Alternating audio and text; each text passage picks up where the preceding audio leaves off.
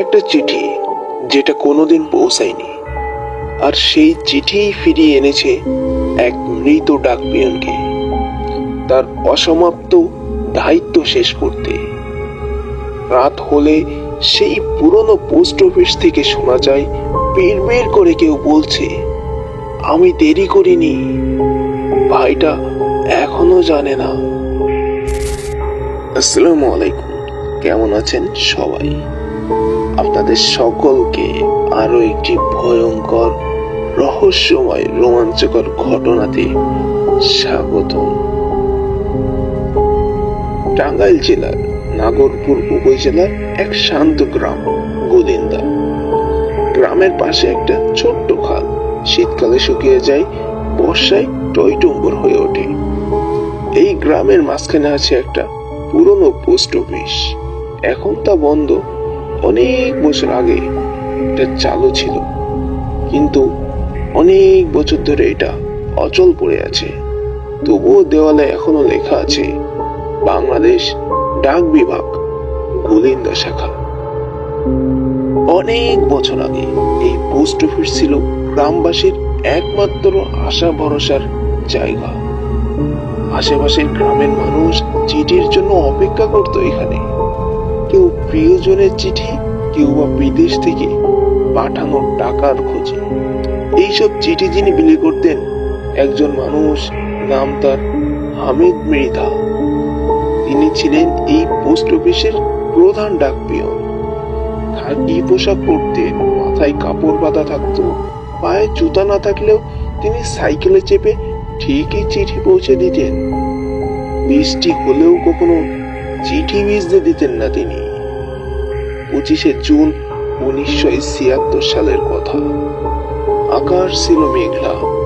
বিকেলে বৃষ্টি নামে হামিদ মৃধা বের হন একগুচ্ছ গুরুত্বপূর্ণ চিঠি নিয়ে।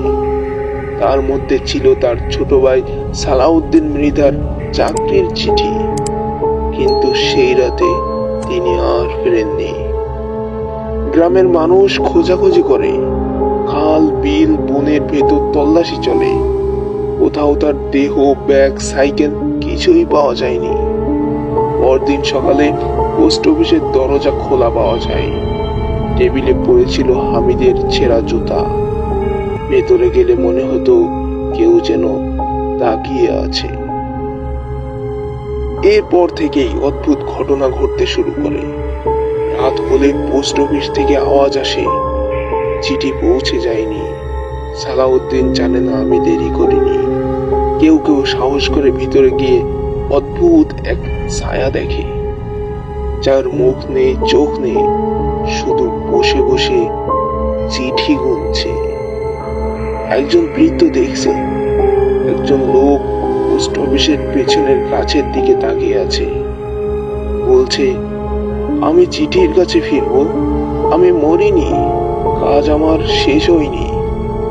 এরপর পোস্ট অফিস সরকারিভাবে বন্ধ করে দেওয়া হয়। তবু রাতের বেলা অনেকে দেখেছে এক খাকি পোশাকের লোক ব্যাগ কাঁধে নিয়ে হাঁটছে, যার জুতা নেই, ছায়াও নেই। 2024 সালের মার্চ মাসে ঢাকার গবেষক ডাক্তার রাকিব মাহমুদ আসেন গোলিন্দা গ্রামে। তিনি পোস্ট অফিসের রহস্য নিয়ে গবেষণা করতে চান। এক রাতে পোস্ট অফিসে ঢুকে ক্যামেরা বসান। রাত 2:47 ক্যামেরায় দেখা যায় এক ছায়ামূর্তি, খাকি পোশাক, পোস্ট অফিসে ঢুকে ব্যাগ খুলে চিঠি বের করছে আর বলছে, আমার ভাই জানে না, আমি বলিনি, চিঠি আমার কাছে। রাকিব সেখানে একটা পুরনো ব্যাগ খুঁজে পান। ব্যাগে ছিল মাত্র একটা চিঠি। চিঠিটি ছিল সালাউদ্দিন মৃধার চাকরির নিয়োগপত্র। চিঠিটি একদম অক্ষত ছিল, মনে হচ্ছিল কালি এখনো শুকায়নি। রাকিব গ্রামের প্রবীণদের ডেকে এই চিঠিটি পড়ে শোনান। সবাই কান্নায় ভেঙে পড়ে। এরপর সেই চিঠি, ব্যাগ ও একখানা কোরআন শরীফ এক খালি কবরের ভেতর দাফন করা হয়, যেন সে আত্মা শান্তি পায়। এরপর থেকে গোলিন্দা পোস্ট অফিস আর রাতে আওয়াজ করে না। কেউ আর ছায়া দেখতে পায় না। তবে মেঘলা দিনে গ্রামের মাঝখান দিয়ে এক লোককে হেঁটে যেতে দেখা যায়, চুপচাপ, পায়ে জুতা নাই, হাতে ব্যাগ। এই গল্প শুধু একজন ডাক পিয়নের না, এটি এক মানুষের দায়িত্ববোধ, বিশ্বাস আর ভালোবাসার প্রতিচ্ছবি। কেউ কেউ মৃত্যুর পরও থেকে যায়, শেষ চিঠি পৌঁছে না দেওয়া পর্যন্ত। গল্পটি পাঠিয়েছেন ফাহাদ, বরিশাল থেকে। আমার নাম ফাহাদ।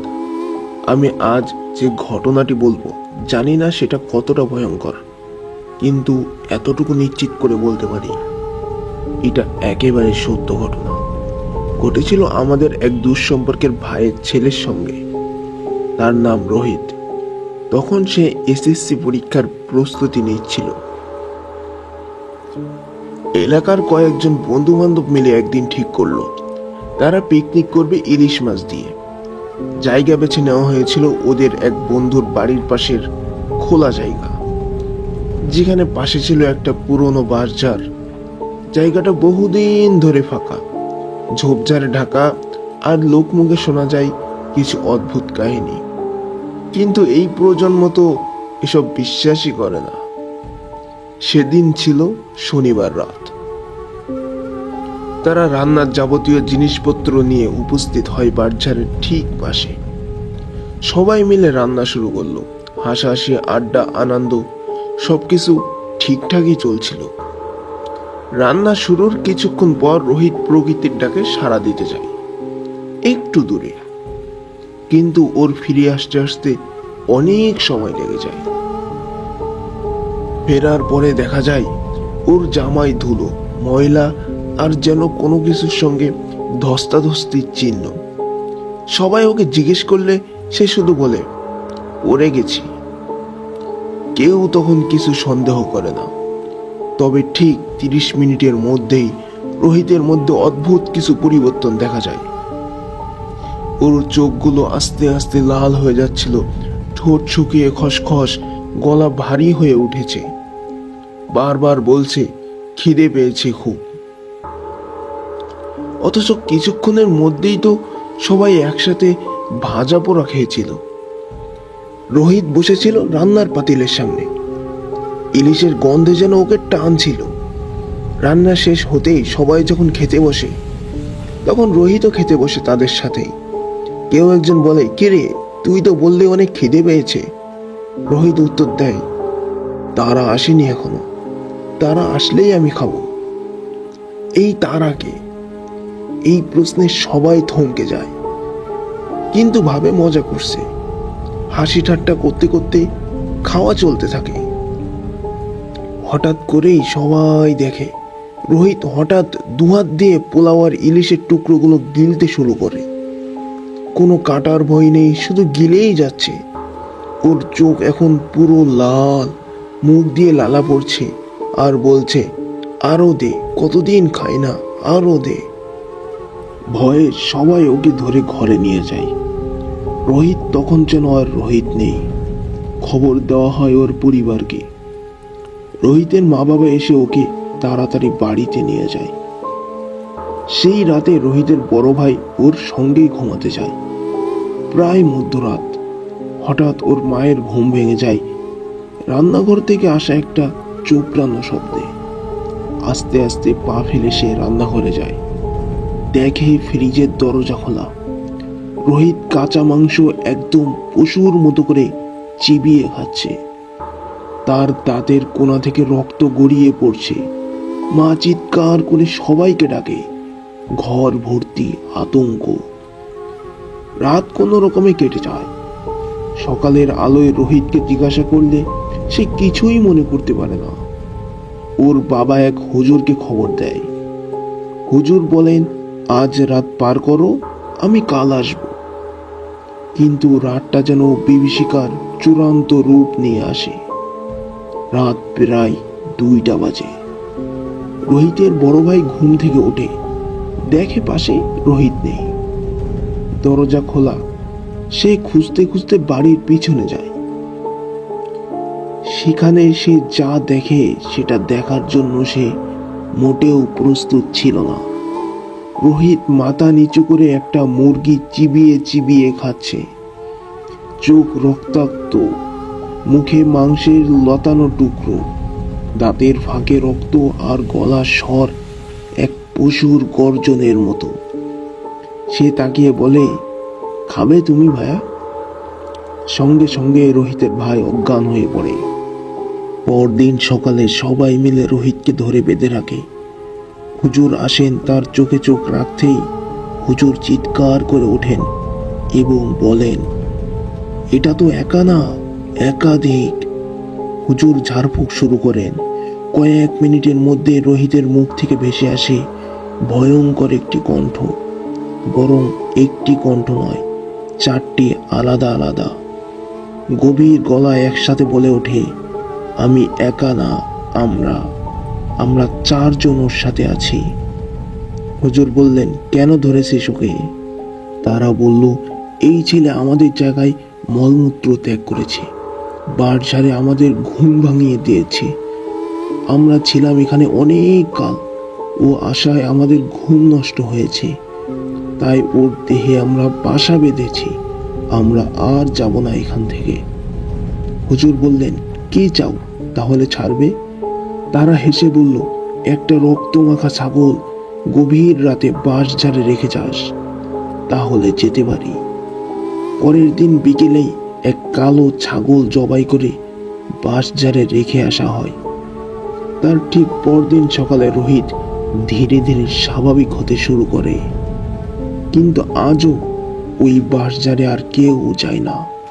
গভীর রাতে ওই জায়গা দিয়ে গেলে কানে আসে দাঁতের চপচপে শব্দ আর ইলিশ ভাজার গন্ধ, যা বাতাসে মিলিয়ে যায় ভোরের আলো আসার আগে। সব সত্যি ঘটনা, ভয়ের হবে না। তবে কোনো কিছু যদি বাস্তবের গণ্ডি পেরিয়ে অলৌকিক ছুঁয়ে যায়, তখন তার ভয় মানুষের আত্মার দাগ কেটে যায়। এই গল্প তেমনই একটি রক্তলেখা অভিজ্ঞতা। গ্রামের নাম ভূতিয়াচর। এক পাশে জঙ্গল আর এক পাশে গভীর একটা নদী, যার নাম কেউ মুখেই আনে না। সবাই বলে ওই নদীতে কিছু একটা আছে। দিনে মাছ ধরা যায় ঠিকই, কিন্তু সূর্য ডোবার পরে কেউই সেখানে যায় না। তবে রুহুল ছিল অন্যরকম সাহসী। গ্রামের সেরা জেলে ছিল সে। টাকা রোজগারের লোভে এক রাতে সে সিদ্ধান্ত নিল, আজ রাতে কালা নদীতে জাল ফেলবেই। যত বড় মাছই হোক, আজ সে ধরবেই। সে একটা ছোট নৌকা নিয়ে মাঝরাতে নদীর দিকে রওনা দিল। চারদিকে অন্ধকার, শুধু একটি হারিকেনের আলো। ঠিক নদীর মাঝ বরাবর পৌঁছে জাল ফেলে দিল সে। কিন্তু ঠিক তখনই নদীর বাতাস যেন একেবারেই থেমে গেল। হারিকেনটা দুলতে শুরু করলো। পানি কাঁপছে, অথচ কোনো বাতাস নেই। রুহুল ভাবলো, হয়তো নদীর ঢেউ। কিন্তু আচমকা সে দেখতে পেল, দূরে অন্ধকারে পানির উপর দাঁড়িয়ে আছে একটা ছায়া। মানুষ না অন্য কিছু বুঝতে পারা যাচ্ছে না। রুহুল হঠাৎ করে বলে উঠল, কে কে ওখানে, কে? কেউ কোনো জবাব দিল না। শুধু একটা শীতল গন্ধ ভেসে এলো, পচা মাছ, ভেজা মাটি আর ধাতব গন্ধ, যেন রক্ত পচার গন্ধ। সে তাড়াতাড়ি জালটি টানতে শুরু করলো, কিন্তু জালটা হঠাৎই অনেক ভারী হয়ে গেল, যেন কেউ নিচ থেকে তার জালটি সজোরে টানছে। সে টানতে টানতেই হঠাৎ জালের ভেতর দেখে একটি হাত, সাদা লম্বা বীভৎস আঙুল। রুহুল চিৎকার করে নৌকার একপাশে চলে যায়। জালের ভেতর থেকে উঠতে থাকে সেই ছায়া মূর্তি। এবার সে পরিষ্কার দেখতে পায়, চোখ নেই, মুখ নেই, শুধু একটা কালো ভেজা শরীর, পিঠের উপর বড় বড় জাল পেঁচানো। যেন কোনোদিন এই জালে বেঁধেই মারা গেছে। হঠাৎ খুব জোরে একটি চিৎকার শোনা যায় এবং বলে, এই জাল আমার, এখন তুইও আমার। রুহুলের নৌকাটি অনেক জোরে কাঁপাকাঁপি শুরু করে দেয়, যেন কেউ নৌকার নিচ থেকে নৌকাকে সজোরে ঝাঁকাচ্ছে। এক নিমেষেই নৌকাটি পানির তলে চলে যায়। রুহুল বাঁচার জন্য চিৎকার করতে থাকে, কিন্তু আর শেষ রক্ষা হয় না। পরের দিন সকালে গ্রামের লোকজন নদীর পাড়ে রুহুলের জালের একটা ছেঁড়া অংশ খুঁজে পায়। সেখানে কাদার উপরে কিছু একটা লেখা ছিল। লেখাটা ঠিক এমনই ছিল, জাল ফেলেছিস, আত্মা তুলেছিস। তারপর থেকে কেউ আর নদীতে জাল ফেলতে চায় না।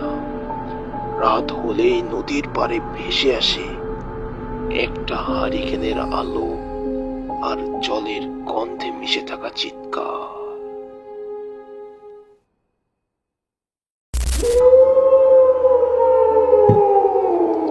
সাল 2002। লোকেশন সাতক্ষীরা জেলা কলারোয়া থানার একটি দূরবর্তী গ্রাম। গ্রামের নাম খড়িয়াডাঙ্গা। আমি রাকিব, তখন মাত্র ঢাকা কলেজে ভর্তি হয়েছি। বড় শহরে প্রথমবার আসা, নতুন পরিবেশ, নতুন বন্ধু, সবকিছুই যেন এক নতুন পৃথিবী। তবে আমার মধ্যে এক অদ্ভুত অভ্যাস ছিল। পুরনো বাড়ি, পরিত্যক্ত জায়গা কিংবা গ্রাম্য রহস্যে পা না বাড়িয়ে আমি থাকতে পারতাম না।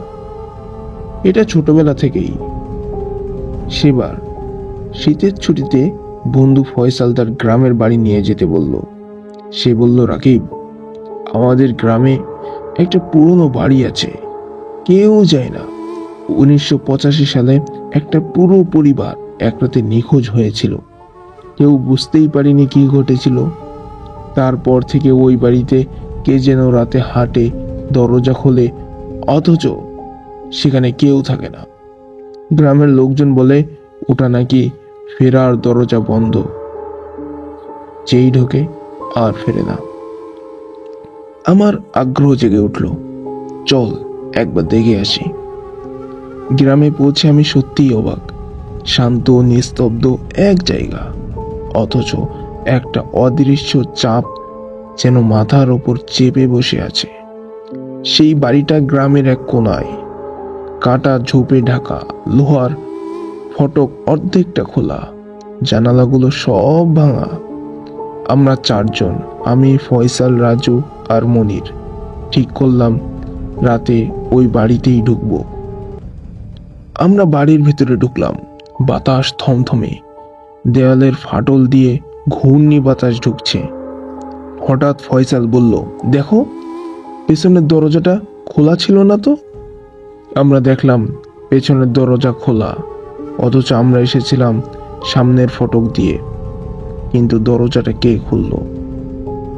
আমরা মোবাইলের টর্চ জ্বালিয়ে ঘুরতে লাগলাম। বাড়ির ভেতরে পুরনো খাট, চৌকি, আয়না সবকিছুই যেন সময়ের ফ্রেমে আটকে আছে। হঠাৎ একটা দরজা পেলাম, খুব পুরনো, কাঠের তৈরি, কিন্তু স্পষ্টভাবে তাজা রক্তের ছিটে লেগে আছে। দরজার উপরে লেখা, ফেরার দরজা বন্ধ। তার নিচে লাল কালিতে আঁকা কিছু লেখা, অদ্ভুত ভাষায়, যেন আরবি, উর্দু, এমন কিছু একটা হবে।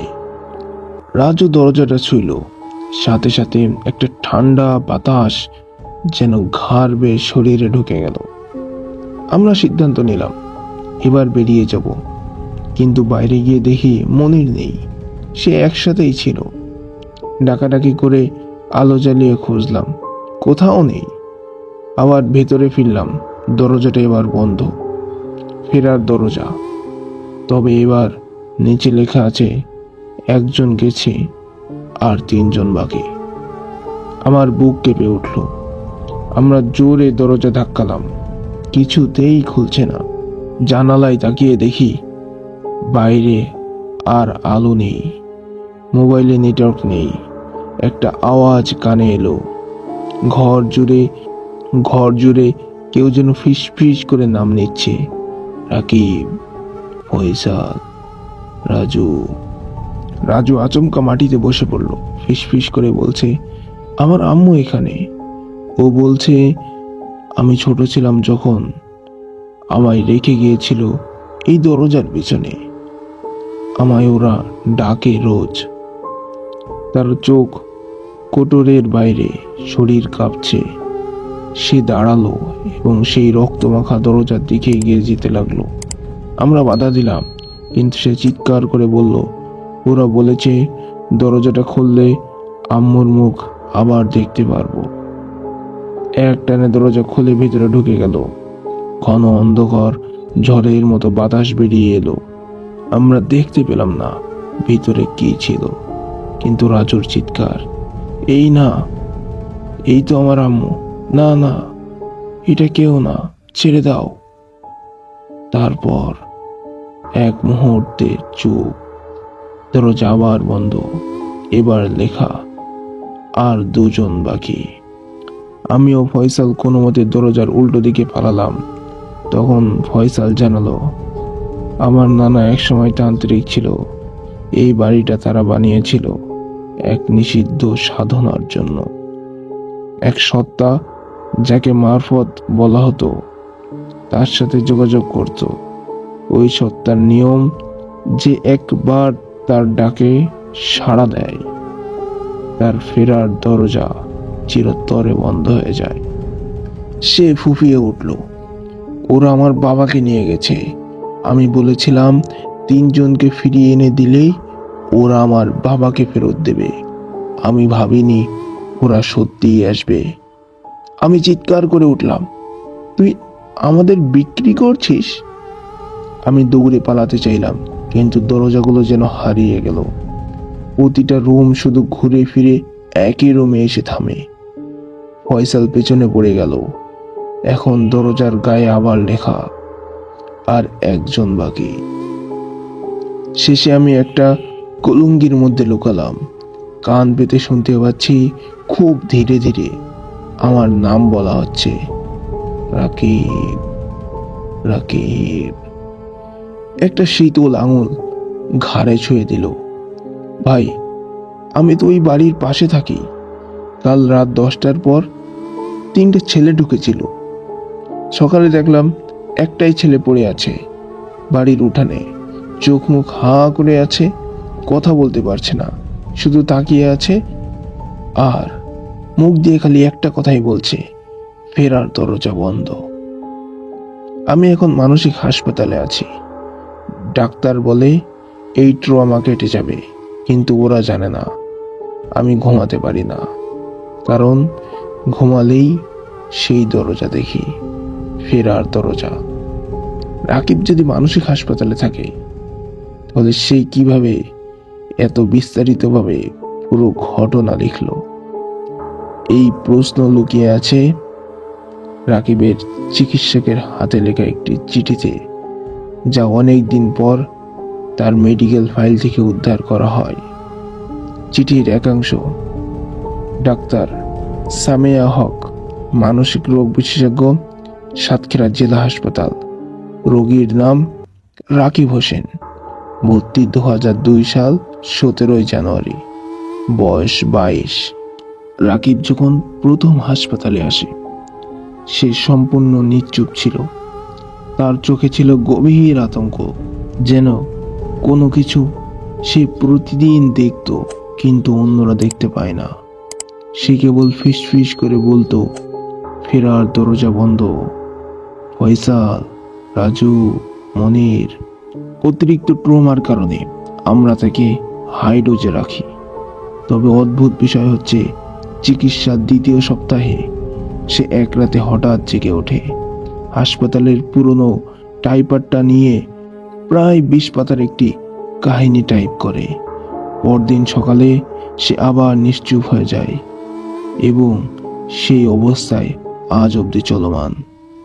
অবাক করা বিষয়, আমরা বহুবার পরীক্ষা করে নিশ্চিত হয়েছি রাকিব টাইপ করা সেই গল্পে কোথাও ভুল বানানো নেই। অথচ সে তখন ওষুধের প্রভাবে বাস্তব চিন্তা শক্তি হারিয়ে ফেলেছিল।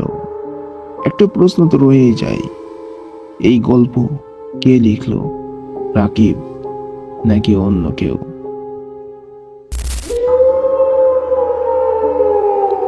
এক সত্য ঘটনা অবলম্বনে ঘটনাটি পাঠিয়েছেন মুমতাহিনা ইসলাম জুই। ঘটনাটা আমরা নিজেরাই চাক্ষুষ করেছি। আপনি বিশ্বাস করবেন কিনা সেটা একান্তই আপনার ব্যক্তিগত ব্যাপার। আমার মামা একজন সরকারি কর্মকর্তা। আমি ছোটবেলা থেকেই নানু বাড়িতে মানুষ হয়েছি। কারণ মামা মামির কোনো সন্তান না থাকায় আমাকে নিজের সন্তানের মতো মানুষ করেছেন। মামার চাকরি এক জায়গায় স্থায়ী না হওয়ায় কখনো রংপুর, কখনো বরিশাল, জীবনটা যেন এক চলমান ট্রেন। এবার মামার নতুন পোস্টিং হয়েছে মধুপুরে। মধুপুরে এসে মামা একটা বাসা ভাড়া নিলেন। সরকারি কোয়ার্টার পাওয়া সত্ত্বেও সেখানে না থেকে এই বাসাটি বেছে নিলেন, কারণ কোয়ার্টারের রুমগুলো নাকি ছোট আর অস্বস্তিকর। বাসাটা অনেক পুরনো, কিন্তু চারপাশে গাছপালা ঘেরা পরিবেশে এক ধরনের অদ্ভুত শান্তি। তবে সেই শান্তি যে কাল হয়ে দাঁড়াবে কে জানতো। আমি একা একটি রুমে থাকি। মামা রাত করে ফেরেন অফিস থেকে, মামি নিজের রুমে থাকে। সবকিছু ভালোই চলছিল, কিন্তু হঠাৎ এক রাতে ঘটলো এমন কিছু যা আজও আমার মেরুদণ্ড কাঁপিয়ে তোলে। সেদিন রাতে ঘুমাতে যাওয়ার সময় ঘরের লাইট অফ করতেই বুকের ভেতর কেমন যেন একটা অস্বস্তি হলো। মনে হলো আমার পাশে কেউ একজন শুয়ে আছে। শরীরের লোম দাঁড়িয়ে গেল মুহূর্তেই। মনে সাহস এনে টেবিল ল্যাম্প জ্বালালাম, কিছুই নেই। নিজের মনকে বোঝালাম হ্যালুসিনেশন। আবার শুয়ে পড়লাম। কিন্তু রাত 2:30টার দিকে একটা ধাতব কিছুর ঘষাঘষির শব্দে ঘুম ভেঙে গেল। মনে হচ্ছিল লোহার কিছুর উপরে কেউ পায়ে নুপুর পরে হাঁটছে। আতঙ্ক চেপে ধরল বুকে। টেবিল ল্যাম্প অন করে দেখি ঘড়িতে সময় 2:17 বাজে। ঠিক করলাম যেহেতু জেগে পড়েছি, আশ্রমে যাই। আশ্রম থেকে ফেরার পথে স্পষ্ট শুনতে পেলাম নিচু গলায় একটা নারীর হাসি।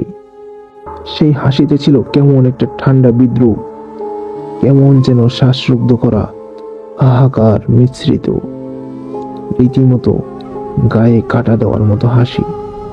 রুমে এসে কম্বলের নিচে ঢুকে গুটিসুটি হয়ে শুয়ে থাকলাম। বাহিরে তখন নিঃশব্দের চেয়েও গভীর কিছু ছড়িয়ে আছে, যেন অদৃশ্য কেউ ঘরের ভেতর হেঁটে বেড়াচ্ছে। হঠাৎ মনে হলো আবারও কেউ আমার পাশে শুয়ে পড়েছে। এবার আর আলো জ্বালালাম না। ধীরে ধীরে শরীর ঘুরিয়ে তাকালাম বাম পাশে। সেইখানে আমি চোখে যা দেখলাম তা কোনো ভাষায় প্রকাশ করার মতো নয়। একটি বিকৃত চেহারা নারী মূর্তি। চামড়া যেন পচে যাচ্ছে, চোখ দুটো জল জল করছে লাল আলোয়, মুখ ভর্তি ফাটল, আর ঠোঁটের কোণে ছড়ল একটা বীভৎস হাসি। আমি চিৎকার করতে গিয়ে গলার স্বর হারিয়ে ফেললাম। হাত পা জড়িয়ে গেল, শরীর অবশ। পর মুহূর্তেই সব অন্ধকারে তলিয়ে গেল। পরদিন যখন জ্ঞান ফিরল, নিজেকে বিছানায় পড়ে থাকতে দেখলাম। মামা আর মামিমা আতঙ্কিত মুখে বসে আছেন।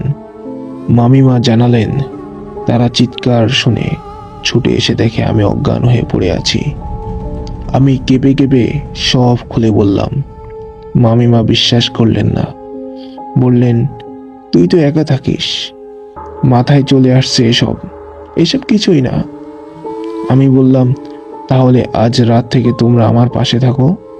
মামা বললেন রেস্ট নাও, হয়তো কোনো দুঃস্বপ্ন দেখেছ। এইভাবে কেটে গেল 2 দিন।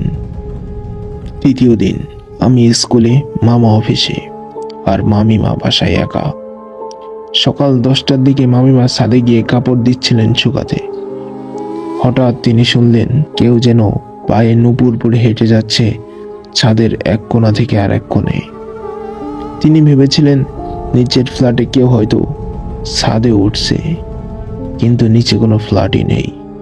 এই বাসাটা ছিল একতলা। তাড়াতাড়ি রুমে ফিরে এসে দরজা বন্ধ করে বসে থাকলেন। মিনিট 10 পরে আবার সেই নুপুরের আওয়াজ। এবার নিচ থেকে নয়, বরং একেবারে তার ঘরের জানালার বাহির থেকে যেন শোনা যাচ্ছিল। ভয়ে হিম শীতল হয়ে যান মামিমা, তবুও সাহস করে আবার ছাদে উঠলেন। এইবার চারদিক ফাঁকা, ঝিরঝির হাওয়া বইছে, অথচ কোথাও কেউ নেই। সেই মুহূর্তে হঠাৎ তার মনে হলো কে যেন তার খুব কাছ থেকে ফিসফিস করে বলছে, আমি তো এখানে। মামিমা ঘুরে তাকাতে না তাকাতেই এক ঝলক ছায়া সরে যায় তার পিছন থেকে। সেদিন থেকেই আমাদের বাসায় শুরু হলো অদ্ভুত সব ঘটনা। মাঝে মাঝে ঘরে থাকা জিনিসপত্র উল্টে যায়, মাঝরাতে কারো কাদার আওয়াজ শোনা যায়, আর আমার ঘরে মাঝে মাঝে টেবিল ল্যাম্পটা নিজের থেকে অন হয়ে যায় ঠিক রাত 2:17-তে। আমরা এখনো সেই বাসাতেই আছি, কিন্তু মামা বলছে অফিসের নতুন কোয়ার্টার পেলে আর দেরি করবে না, চলে যাবে। আমার এখনো মনে হয় আমি ঘুমালে আমার পাশে কেউ শুয়ে পড়ে, নিঃশব্দে, নিঃশ্বাসহীন কোনো এক অদৃশ্য। সুন্দরপুর নাম শুনলেই মনে হয় একটা শান্ত নিরিবিলি গ্রাম, কিন্তু এই গ্রামের এক কোণে ছিল এক পুরনো কুঠি, যেটা সবাই এড়িয়ে চলতো। কুঠিটা কবে থেকে ওখানে দাঁড়িয়ে আছে কেউ জানে না। লোকমুখে শোনা যায় একসময় সেখানে একজন বিধবা মহিলা থাকতো। সবাই বলতো সে নাকি মানুষ ছিল না, তার সঙ্গী ছিল একটা কালো বিড়াল, যার চোখ ছিল আগুনের মতো লাল। গ্রামের কিছু বাচ্চা একদিন মজা করে বিড়ালটাকে পাথর মারে এবং এক আঘাতেই বিড়ালটি মারা যান। তারপরেই একে একে 4টে শিশু নিখোঁজ হয়ে যায়। সেই থেকে কুঠি আর বিড়ালটা হয়ে যায় মানুষের লোককথা। বছর 20 পরে শহর থেকে আহমেদ সাহেবের পরিবার এসে বসবাস শুরু করে সুন্দরপুরে। তার 9 বছরের মেয়ে ছাইমা ছিল খুব চঞ্চল আর খুবই দুরন্ত। এক বিকালে খেলার ছলে সে অনেক দূরে চলে যায়, আর সন্ধে হতে হতে হারিয়ে যায় পরিবারের চোখ থেকে।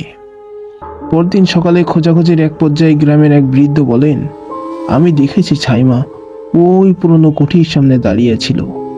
কোলে ছিল একটা বিশাল কালো বিড়াল। আমার দিকে তাকিয়ে এমন ভাবে হাসছিল যেন ওটা সাইমা ছিল না। এই কথা বলতে বলতেই হঠাৎ কোথা থেকে যেন সাইমা এসে হাজির হয়ে যায়। তার বাবা মা তাকে জিজ্ঞাসা করলে সে কোনোই উত্তর দেয় না। সেদিনের পর থেকে সাইমার আচরণ অনেকটাই পাল্টিয়ে যায়। সে আর কারোর সাথে কথা বলে না, সারাদিন চুপচাপ থাকে, আর রাত হলেই তার ঘরের জানালার পাশে গিয়ে দাঁড়িয়ে থাকে।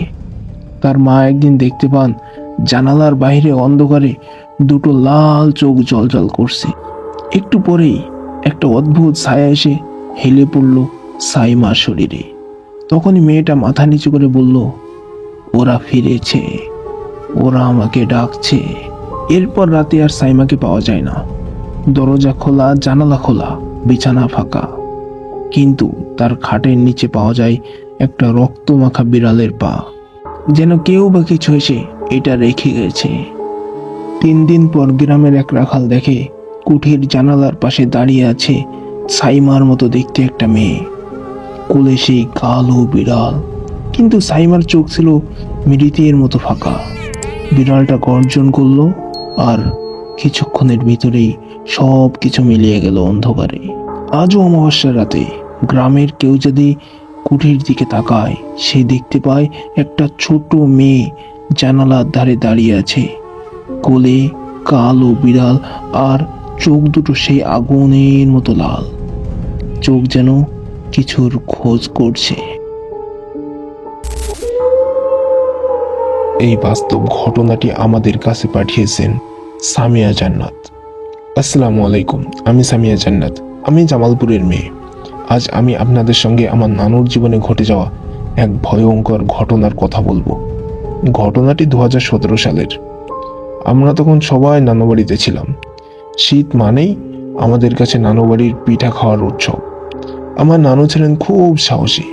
তিনি ভূত পেত এসব কিছুতেই বিশ্বাস করতেন না, কিন্তু সেই রাতে যা ঘটেছিল তার সব কিছুই পাল্টে দিয়েছিল। সেই রাতে নানু পিঠা বানাতে বানাতে অনেক রাত হয়ে যায়। ঘড়িতে তখন 11টা। রান্নাঘর থেকে বেরিয়ে তিনি পাশের পুরনো বাথরুমে যেতে চাইলেন, যেটা বাঁশঝাড়ের পাশে অবস্থিত ছিল। চারদিকে নিস্তব্ধ, শুধু শীতের কুয়াশা আর একটা সোদা গন্ধ ছিল বাতাসে। নানুর হাতে ছিল একটা ছোট টর্চ লাইট। তিনি বাথরুমের দরজার সামনে যেতেই হঠাৎ থেমে যান। দেখলেন দরজার নিচ দিয়ে এক জোড়া সাদা, একেবারেই পরিষ্কার পা দেখা যাচ্ছে। পায়ে ছিল রূপার নূপুর। টিক টিক টিক টিক এভাবে শব্দ হচ্ছিল। নূপুরের সেই আওয়াজ বাতাসে ভেসে আসছিল, কিন্তু পা দুটো একটুও নড়ছিল না। নানু জিজ্ঞেস করলেন, কে কে ওখানে? কে দাঁড়িয়ে আছে? কোনো উত্তর নেই। তিনি আবারও বললেন, এত রাতে এখানে কে দাঁড়িয়ে আছে? কে কে? তবুও কোনো সাড়া নেই। শুধু সেই পা দাঁড়িয়ে আছে নিশ্চুপ, আর নূপুরের টিক টিক টিক টিক আওয়াজ যেন বুক কাঁপিয়ে দিচ্ছে। হঠাৎ টর্চের আলো একটু সরে যায়। তখন নানু দেখতে পান পায়ের উপরে একটা অস্পষ্ট ছায়ামূর্তি দাঁড়িয়ে আছে। মুখ দেখা যাচ্ছিল না, শুধু বোঝা যাচ্ছিল কেউ দাঁড়িয়ে আছে। নানুর শরীর কাঁপতে থাকে, ঠোঁট শুকিয়ে যায়। তিনি মনে মনে কালেমা পড়তে থাকেন, আউযু বিল্লাহি মিনাশ শাইতানির রাজিম। ঠিক তখনই সেই পা হঠাৎ অদৃশ্য হয়ে যায়। কোনো শব্দ ছাড়াই, মনে হচ্ছিল কিছুই ছিল না সেখানে, কিন্তু বাতাসে এখনো ভাসছিল সেই আওয়াজ, টিক টিক টিক টিক। নানু এক দৌড় দিয়ে ঘরে ফিরে দরজা বন্ধ করে দেন। খুব কষ্ট করে শ্বাস নিচ্ছিলেন। আমরা সবাই তখন ঘুমিয়েছিলাম। তিনি কাউকে কিছু বলেননি। পরদিন সকালে আমরা উঠে বুঝলাম নানুর চোখ লাল, তিনি ভালো ঘুমাতে পারেননি। আমি খেয়াল করলাম তিনি বাঁশঝাড়ের দিকে তাকাতেই চমকে উঠলেন। আমি জিজ্ঞেস করলাম, নানু আপনি কি দেখলেন ওখানে? তিনি বললেন, কিছু না রে, এমনি। অনেক দিন পর এক সন্ধ্যায় নানু আমাদের সঙ্গে গল্প করতে করতে হঠাৎ কেঁদে ফেললেন। বললেন, সেই পা আমি ভুলতে পারি না। সেই নূপুরের শব্দ আজও রাতে শুনতে পাই। আমি বললাম, নানু আপনি কি ভয় পেয়েছিলেন?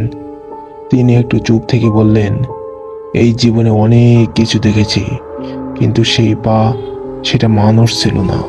সেটা এমন কিছু যাকে ডাকার পরও সাড়া মেলে না, শুধু দাঁড়িয়ে থাকে চুপচাপ চোখের সামনে।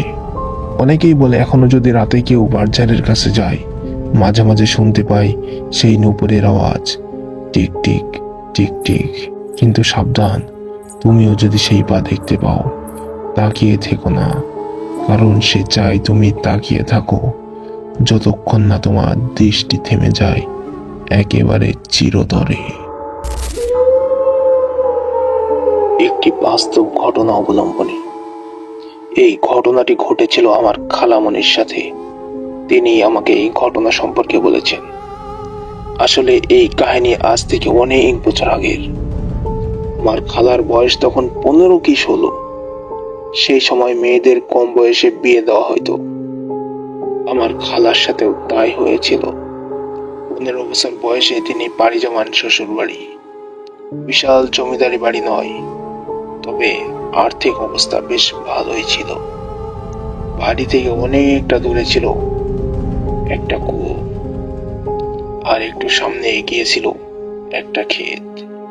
কুয়ো থেকে জল নিয়ে কৃষি ক্ষেতে ব্যবহার করা হতো। খালু কৃষি কাজ করতেন, তবে তিনি অনেক গবাদি পশু পালন করতেন। বাড়ির পেছনের দিকে খামার বানিয়ে ফেলেছিলেন তিনি। আর খানিকটা দূরে একটি পুকুর ছিল, সেটা পশু পাখির গোসলের জন্য ব্যবহার করা হতো।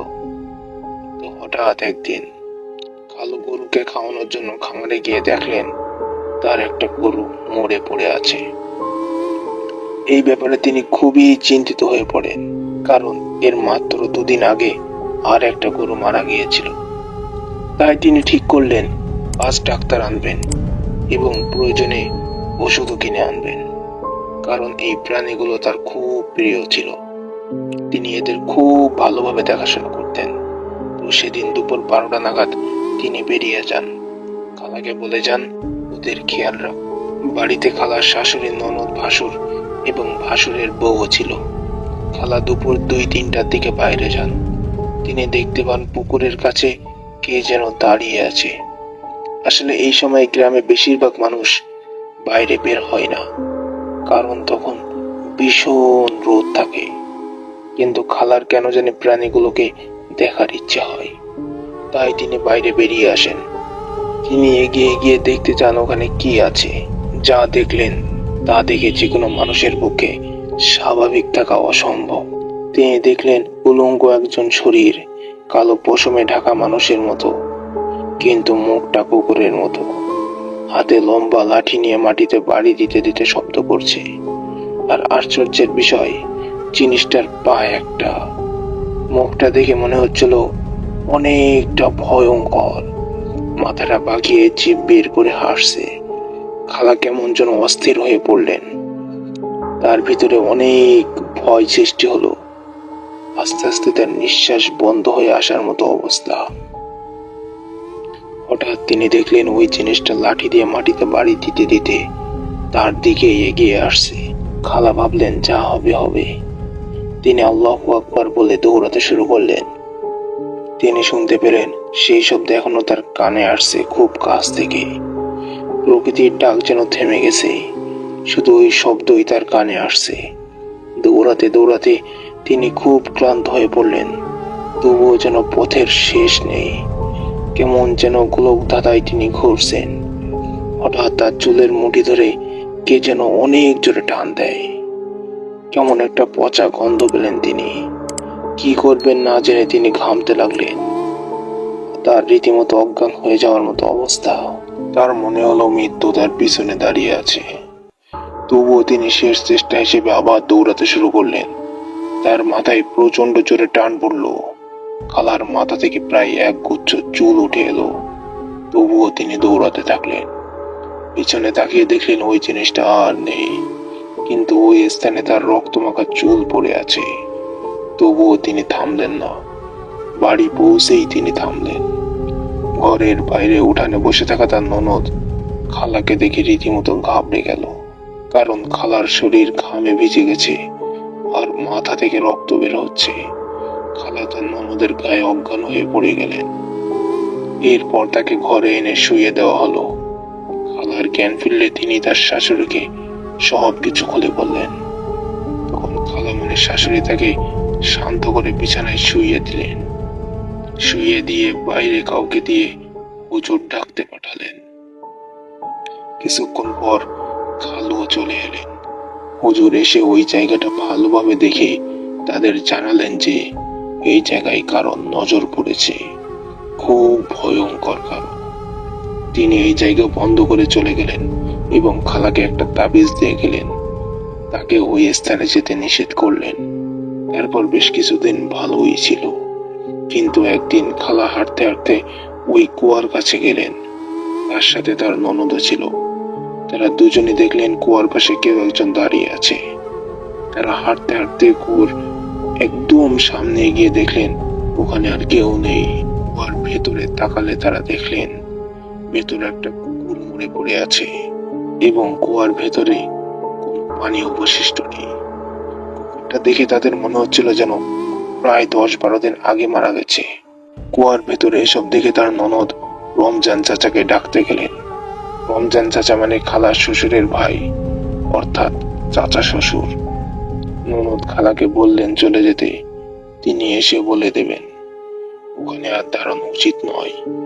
তাই খালা হাঁটতে হাঁটতে বাড়ির দিকে আসতে লাগলেন। কিন্তু তখন খালা মানে শুনতে পেলেন কুকুরের ডাক।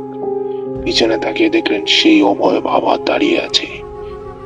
দেখে খালা কাঁদতে কাঁদতে আয়াতুল কুরসি পড়তে লাগলেন। তিনি ভাবলেন যা হয়ে যাক, তিনি আর পিছনে তাকাবেন না। তখন তিনি শুনতে পেলেন তার ননদ মিম তাকে ডাকছে, ভয়ঙ্কর ভাবে ডাকছে। প্রথমে ভালোভাবে ডাকলেও তিনি না থামলে তিনি তুই তাকানি শুরু করলেন। খালা বুঝতে পারলেন এটা মিম নয়। তিনি হাঁটতে থাকলেন। তাড়াতাড়ি হাঁটতে গিয়ে তিনি পড়ে গেলেন। হঠাৎ মিম দৌড়াতে দৌড়াতে এসে তার হাত ধরে বাড়িতে নিয়ে গেলেন। এরপর আরো অনেক দিন তিনি ওই জিনিসটা দেখেছেন, তবে এটা তার কোনো ক্ষতি করেনি। আজকের ঘটনাটি ছিল এই পর্যন্তই। আশা করি ঘটনাটি আপনাদের ভালো লেগেছে। ঘটনাটি ভালো লাগলে অবশ্যই একটি লাইক দিবেন এবং আপনি যদি আমাদের চ্যানেলে নতুন হয়ে থাকেন অবশ্যই চ্যানেলটিকে সাবস্ক্রাইব করে পাশেই থাকবেন।